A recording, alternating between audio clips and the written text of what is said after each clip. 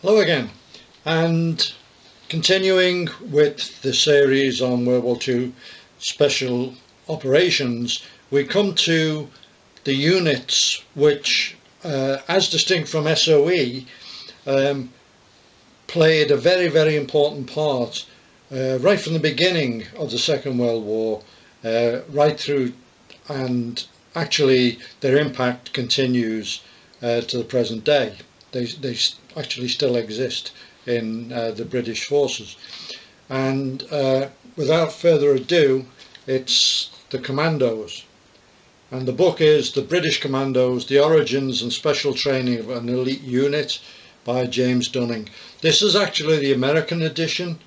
The original British edition was called It Had to Be Tough. And I gave my copy of that to a friend in America, and then when I wanted to pick up another copy, this was the one that was available, the American copy. And the Commandos really caught the imagination of the British public. I remember my mother telling me stories about the Commandos during World War II, transiting through Liverpool and so on, and they really were the ones everyone looked up to. The training and the missions they did and so on. The book, which is written by an insider, James Dunning, served in the wartime commandos and was also an instructor, is very well written, very detailed, and it starts off with the origins. The commandos were developed from the independent companies, and it gives the charter under which the commandos were set up. To make a start, after calling for volunteers, officers, NCOs and other ranks in each army command, a suitable volunteer officer would be selected as a commando leader / commanding officer with the rank of lieutenant colonel. These COs would choose their own 10 troop subunit leaders, and these could be captains already, or if not, promoted to that rank. They in turn would select their own 2 subordinate section officers and the remaining 40 odd NCOs and men to make up the full troop of 50, all ranks. The main characteristics of a commando are: A, capable only of operating independently for 24 hours, capable of very wide dispersion and individual action, not capable of resisting attack or overcoming a defensive formed troops, i.e. commandos will be specialising in tip and run tactics, dependent in success upon speed, ingenuity and dispersion. So I think we all now know what the commandos were about, but they were formed at a time when Britain had its back to the wall. We were expecting to be invaded by the Nazis, and the commandos, along with Bomber Command, were the way of striking back at the occupied Europe. The interesting thing was that in the main, the commandos, while they were being trained and set up in the United Kingdom, were billeted in civilian households. So rather than have them in a barracks, they were given a subsistence allowance, and they would be given an address of people, and they would be billeted upon a family. And this had several advantages. It kept the commandos' relationship with the civilian population on a very intimate level, and really showed who they were fighting for. It also fostered a spirit of independence. The commando was told to form up at a given time, 7 o'clock or so, in a certain area, a beach possibly, or a wood, and he was expected to be there, turned out, ready to go for the training, with his weapon ready and so on. No one blowing a bugle or getting him out of bed or screaming and shouting at him. So it was the kind of individual self-discipline which later became the hallmark of special forces.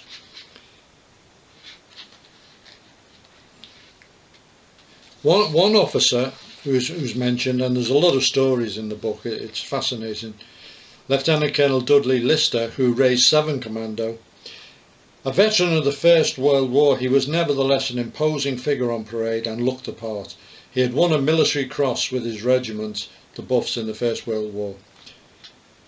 He had established a great reputation as an amateur heavyweight boxer, army champion, and a national one representing Great Britain. He decided that rather than live in a civilian billet, he would pitch a tent on the sand dunes at Troon, which is Scotland, where we were stationed at the time, and with the help of his Batman, a primer stove, sleeping bag and hurricane lamp, stuck out the winter of 1941-42 in Spartan condition. But to see him on parade, no one would have believed how he was living at the time. Not only was he well turned out, but he was very fit, living off a simple diet in which baked beans and sausages must have featured often and regularly. Another section of particular interest is, he talks about the training centres, initially Loch Aylort and then Achnacarry. Now Loch Aylort was the special training centre which had been established specifically for Commando training, and it was up in Scotland.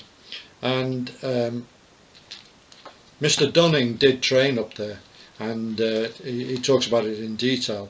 Now, when I first left school, I worked in a place in Prescott, just outside Liverpool, and some of you who attended the early internationals will remember Prescott, which was where we used to train. The Gutterfighters were based there, and we used to do the internationals there.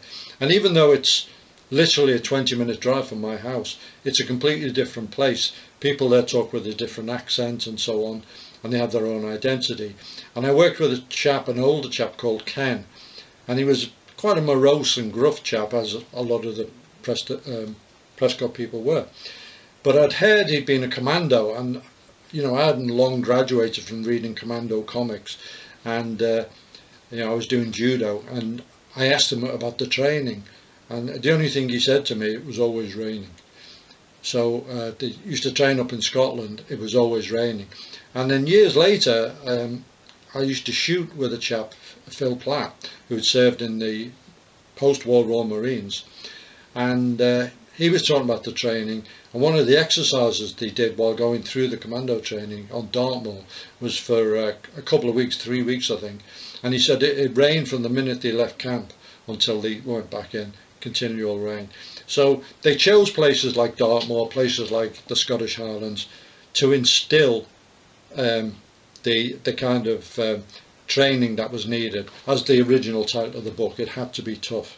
So up at Loch Aylort they had Lord Lovett, Mad Mike Calvert, Spencer Chapman, Peter Kemp, and the Sterling brothers, Bill and David, and also Fairbairn and Sykes. And he goes into quite a bit of detail about the training with Fairbairn and Sykes.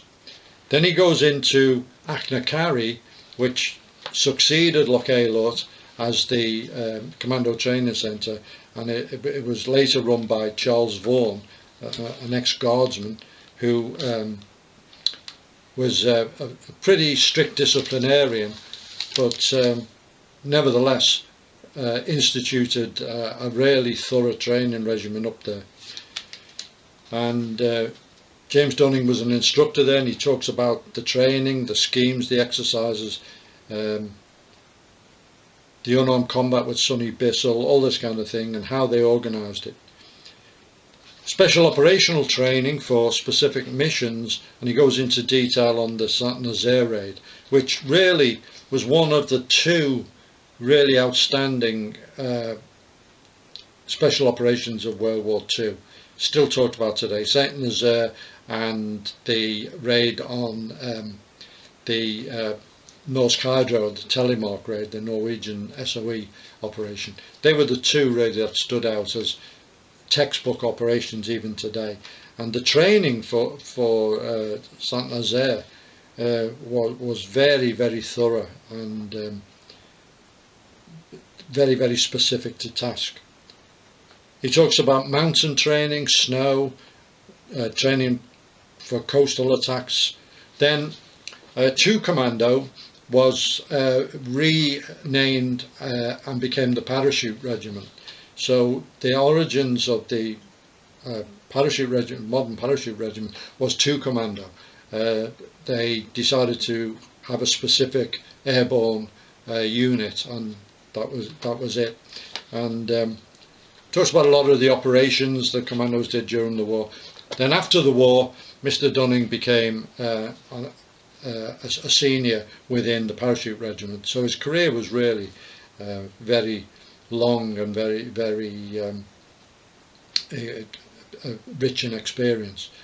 Terrific book. It's one of my favourites, and anybody interested in anything about World War II history, it is the book on the Commandos.